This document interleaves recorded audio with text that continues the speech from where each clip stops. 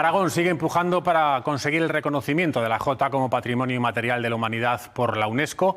Para hacer más fuerza, se acaba de celebrar en Teruel una gala. Alicia.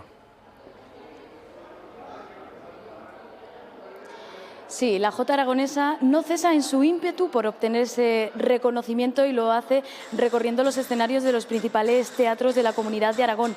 Hoy Teruel ha podido disfrutar de esta gala folclórica que finalizaba hace tan solo unos minutos, en la que el grupo folclórico Ciudad de los Amantes ha puesto sobre el escenario de este teatro, el Teatro Marín, varias piezas musicales. Hemos visto una sala llena con un público que ha disfrutado y que al finalizar se ha levantado de sus butacas para regalarles una bonita ovación. Ya en el año 2013 la Jota aragonesa fue declarada bien de interés cultural y ahora esta expresión artística busca el siguiente reconocimiento: ser patrimonio cultural inmaterial de la UNESCO.